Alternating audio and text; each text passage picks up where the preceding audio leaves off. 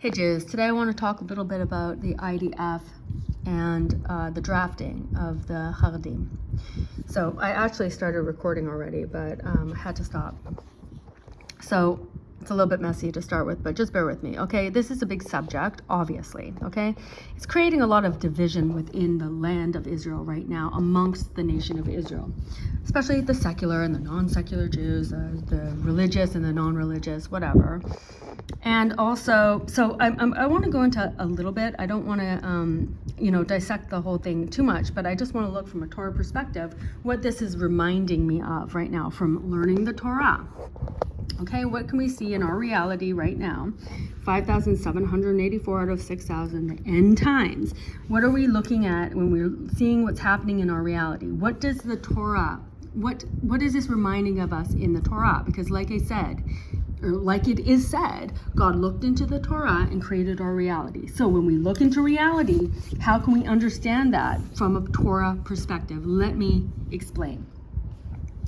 Okay, so as we know, on October 7th, okay, was the impetus for this war, okay, for this war in Gaza, and probably more. Okay, we're not going to talk a lot about what happened there. Where was the IDF? What's going on? Did they know beforehand? Didn't they know? Why couldn't they prevent it? Why was the most secure border? Blah, blah, blah. All the things that we've talked about up until now. And this war has continued, okay, on and on for months and months. And even if we're just wondering, what have we accomplished?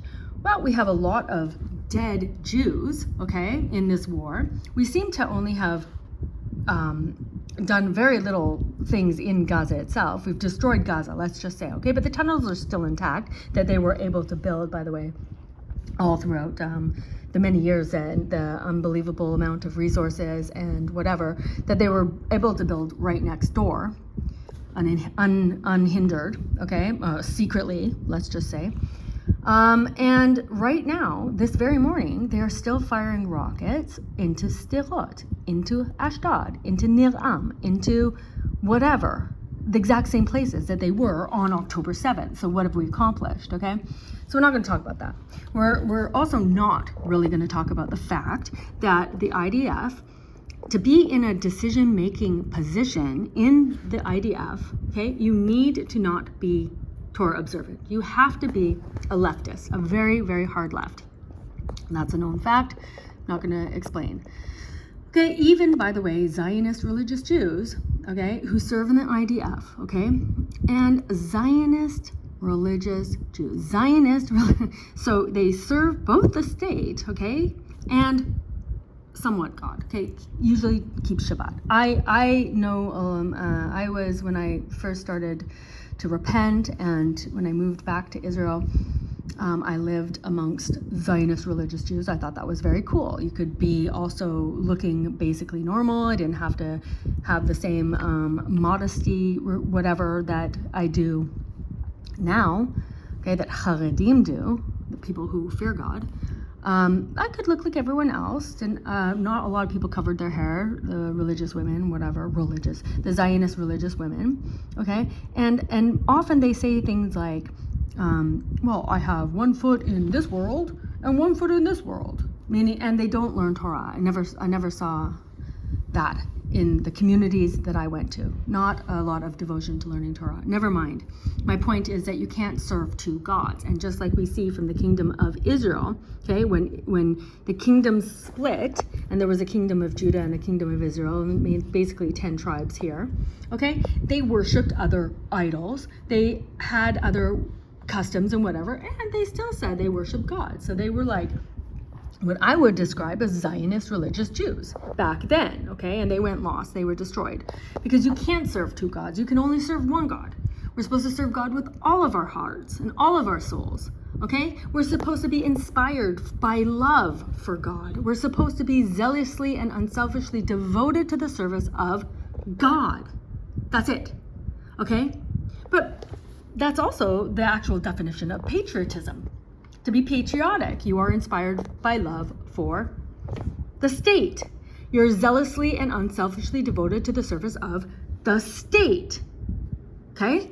So you're straddling both sides, but even you, Zionist Jew, cannot rise to the level of any decision-making position in the IDF, the anti-Torah position of the anti-Torah army, okay, for the anti-Torah state of Israel. These are just facts, okay? So let's not even talk about that, okay? So let's talk about the drafting of the Haredim. Haredi means fear of God. People who have a fear of God keep the Torah, or actually keep the Torah, okay, in the land of Israel. And we know that when we do that, when the nation of Israel keeps the Torah laws and serves God with love and zealously and unselfishly devoted to the service of God, we will live in the land in peace. But since 1948, when we came into the land, okay, because we got kicked out for not doing that. We got kicked out of the land of Israel until a time when we could come back into the land and 100% fully serve God in this land, and He would give it to us in peace. Okay, but even now we see that since 1948, when we decided to come back and live in the land with anti-Torah laws, we're not here in peace. We are here in war. And so let's just notice that in this time, 5,784 out of 6,000 in our reality, because again, God looked into the Torah and created our reality. So if we look into our reality and we learn Torah, we should understand a little bit about our reality. Okay, so now we notice that we are in the land with anti-Torah laws, and it's the war. We're here in war. So that's not good because we're not serving God. Okay, but so we know, okay, that there were laws in place to protect those who were serving God, or are serving God, those who are learning Torah, which is what we're commanded to do by God, that they've been protected by certain laws, okay, set up by anti-Torah state of Israel and the Supreme Court, okay, which I'm not going to go into that. Where is the real power in the state of Israel? Because, by the way, it's not in the government. It's in the Supreme Court, okay, because for many different reasons. But this law coincidentally expired during the course of this war. Interesting. Since we know that at the end of time, okay, when they're trying to build the new world order around us, when they are implementing Agenda 2030 agenda points, whatever, and that the state of Israel is one of the 19 centers for the Fourth Industrial Revolution. Go look that up on the WEF website, okay? So the year is 2024. Agenda 2030. Coincidentally, this war, which many say we had intelligence on that, we didn't notice somehow that they were building those tunnels for years and years, those very, very intricate and vast and deep tunnels, which required a lot of engineering, a lot of materials. We didn't notice that going on next door, okay? And didn't have any intel about October 7th, couldn't stop the invasion for 8 hours, okay? All the things that happened, okay? But just also coincidentally, the law ran out on drafting the Haredim, the Torah observant Jews who serve God. That law expired. How? Coincidental, okay? So now, like I said, that reminded me of something that I had actually learned in the Torah. And again, I'm saying, please go and get Mo'em Loaz. Please start learning Torah with the help of Mo'em Loaz, okay?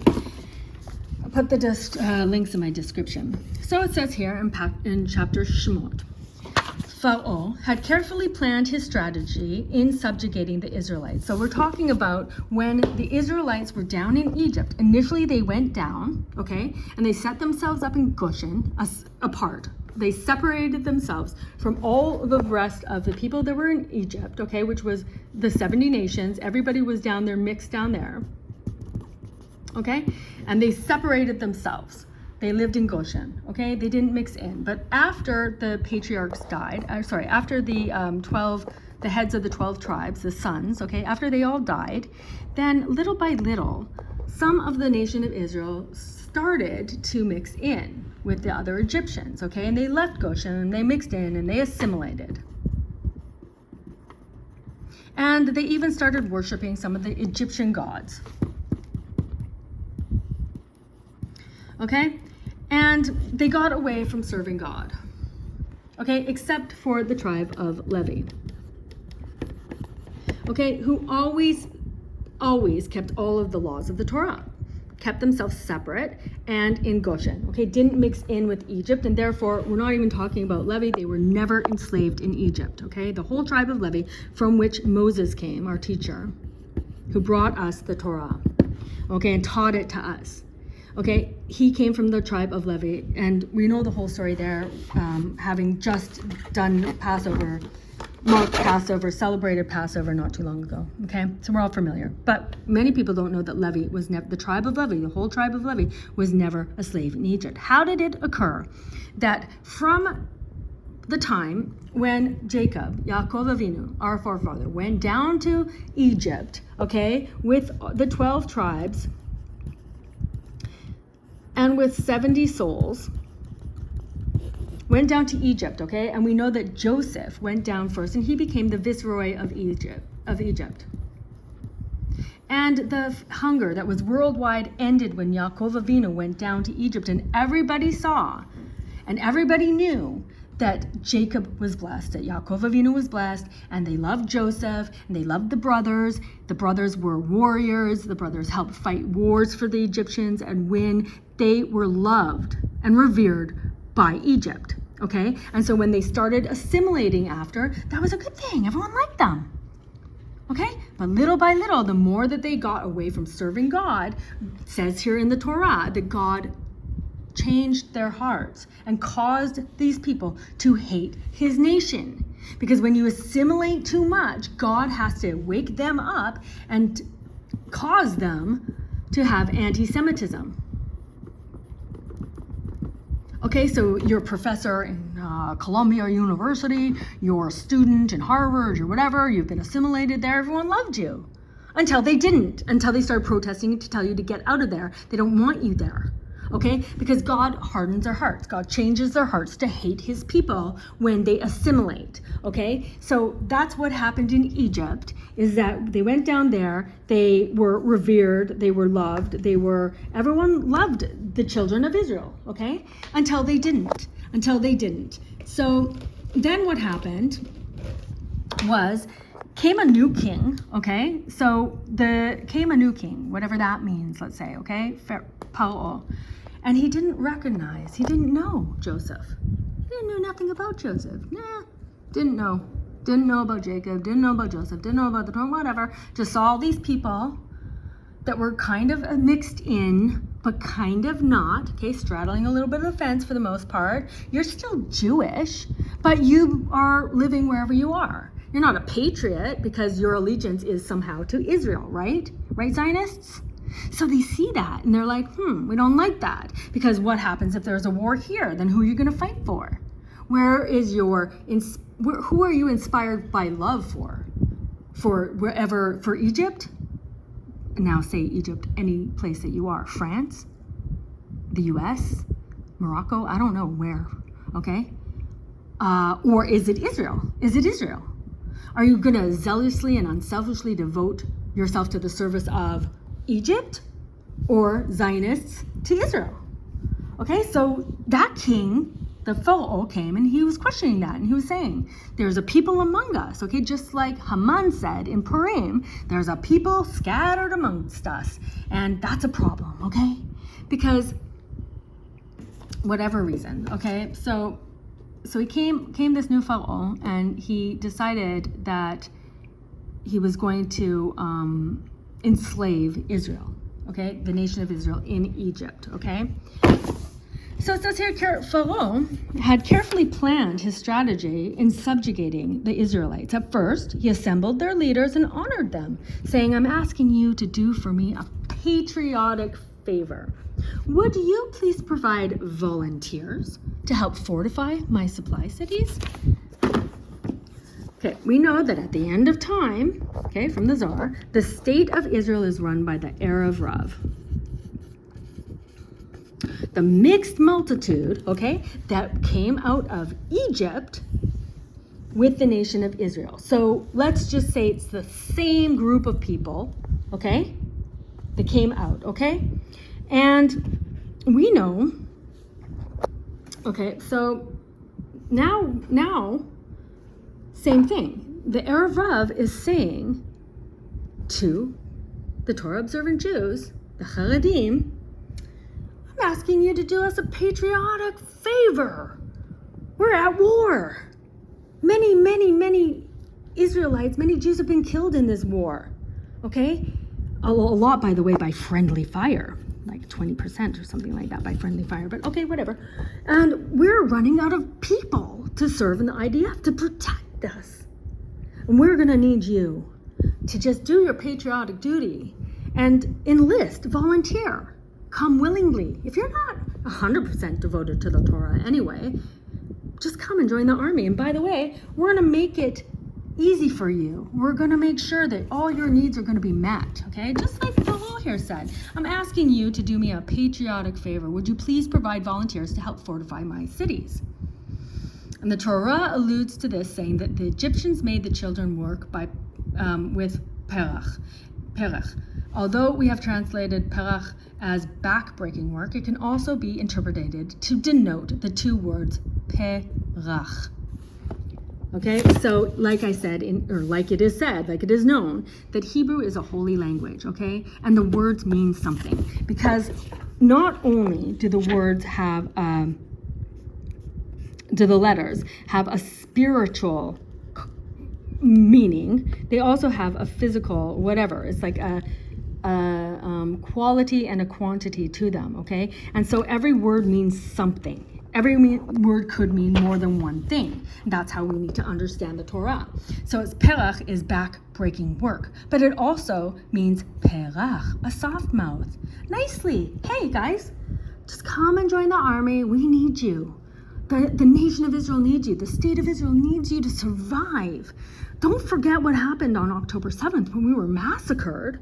And we didn't do anything for 8 hours, okay? But we need you now because we're losing people. Okay, because this war's been going on for 9 months and nothing has been accomplished. And also, by the way, just in case you didn't know, we're going to also open up another war on different fronts, okay? So, nicely, please, come and do your patriotic duty, and we'll make sure that you can still serve God. We'll make sure that you have your kashrut. We'll make sure that it's separated by gender, so there's no mixing of genders. And that's what we're going to do for you. We're going to make it easy for you, and we're doing it ourselves. We're doing it ourselves. So the Egyptians made the Israelites work with a soft mouth, with stirring, patriotic speeches. B'yachad nenatzeach. Together we will win. Together we will build Ramses. Together we will build this great nation of whatever. B'yachad nenatzeach, perach. Okay? And then Paro himself took the first brick mold in his hand and made the very first brick. Okay, he then took a trowel in his hand and began laying bricks. And on the first day, the Israelites worked with all their might. Let the Egyptians see that the Israelites can make twice as many bricks and lay twice as many as any Egyptian. The fact that Pharaoh himself was working spurred them all the more. So you see, there are groups within what looks like the Orthodox community that are volunteering. Look at us. We love our country. Look at us. We're part of the IDF. Look at us. We have a pluga, a whole whatever group there in the army that's just Haredim. And it's fine. Look at us. It's fine. It's fine. But just like the law that protected the Torah observant Jews from being drafted into the IDF, which serves the state, which has the anti-Torah laws, okay, which is run by the Erev Rav, which is part of the New World Order, which is one of the centers, the 19 centers for the Fourth Industrial Revolution of the West, okay? Just like we saw that law expire coincidentally during a war where everybody is now divided because some people are going and dying for the state, a lot by friendly fire, and we've accomplished nothing because the same rockets that fell on the south of Israel are still falling today, okay? that is causing a lot of division because you're here in the land of Israel, Haredim, parasites. Why don't you go and fight for this country? Okay, so we have a group we have some people within the Haredim that said, look, we'll volunteer. Look at us. And they're all, look at them. Look at them. They're not selfish. They're unselfish. Okay, and so just like the law, like I said, expired coincidentally right now during this war. So now, yeah, they're going to make great, okay, we're not even talking again like this ideological thing of what we want as the nation of Israel in the land of Israel. We want the Torah laws, okay? So just basically, why would you fight for something that's anti-Torah, okay? That is part of the New World Order, okay? We're not even talking about that right now. But as Jews, as people who have a fear of God and worship God with all their heart and all their soul, and literally everything that they do in this life is they even have a less good physical situation, let's just say, in this life, and especially here in the land of Israel, to make sure that they don't compromise the spiritual aspect of this reality, okay, as much as possible. And so what we would want would be the Torah laws in the land of Israel, and then we would just be in peace. So actually, we wouldn't even need an IDF, and therefore we wouldn't need a bunch of korbanot, sacrifices, human sacrifices, to make this state, prop up the state, which is constantly in war. But no, we would rather just have peace because God told us in the Torah that if we did that, we would have this land in peace. Then we would have the kingdom of David, okay? That's the Messiah. That's the Mashiach we're waiting for.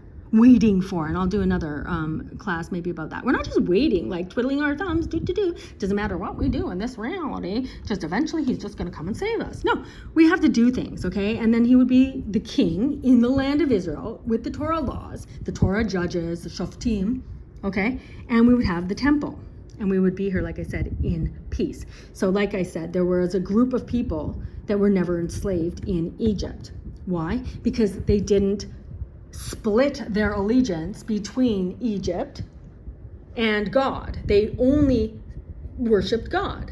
They never left Goshen. They never left their houses of Torah study, the Beit Midrashim. They never stopped circumcising their sons. They never stopped passing down the tradition from father to son, and they never mixed in. Okay? So, I mean, I don't know if that's clear, but if you look at what's happening today, come and do your patriotic duty, said Paro in Egypt just before he enslaved the entire nation of Israel, except for Levi, okay, which required us to be redeemed by God.